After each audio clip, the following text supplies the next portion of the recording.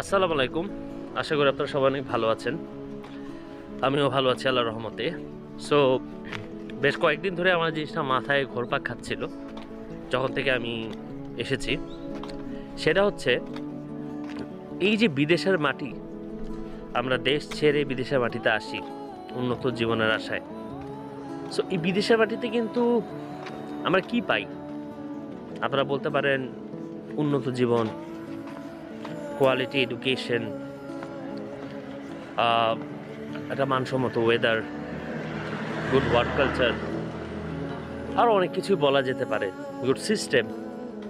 কিন্তু বছরের অন্য অন্য সময় আপনার হয়তোবা দেশকে ভুলে আপনি ভালো থাকতে পারলেও একটা পার্টিকুলার মান্থ আছে যে সময়ে যে আপনি সবচেয়ে বেশি নিজেকে অসহায় ফিল করবেন এবং দেশের কথা আপনাকে সবচেয়ে বেশি মনে করাবে পদে পদে, এবং সেই মাসটা হচ্ছে রোজার মাস। যারা রোজার মাসে দেশ ছেড়ে আসে তারা বেশি রিলেট করতে পারবে আমার কথাটা।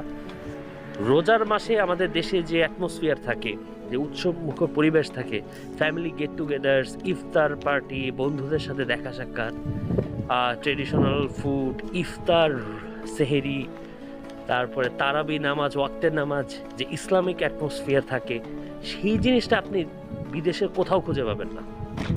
সেইটার অভাব আপনি পদে পদে অনুভব করবেন যখনই আপনি বিদেশের মাটিতে পা দিবেন। এইটা যে কতটা হতাশার বা কতটা পেইনফুল যখন আপনি বিদেশের মাটিতে পা দিবেন, স্পেশালি রোজার মাসে, তখনই আপনি বুঝতে পারবেন। এটা আমি আপনাকে এখান থেকে বলে বা আপনি দেশে বসে বসে শুনেও আপনি বুঝতে পারবেন না। সো যারা রোজার মাসে আসে বা যারা প্রবাস জীবনে এই সময়টা কাটায়, তাদের জন্য আসলে খুব কষ্টকর। তো সবাই তাদের জন্য দোয়া করবেন যেন যে উদ্দেশ্যে সবাই বিদেশে এসেছে সেটা যেন আল্লাহ কবুল করে। তো এই তো সব মিলে আলহামদুলিল্লাহ।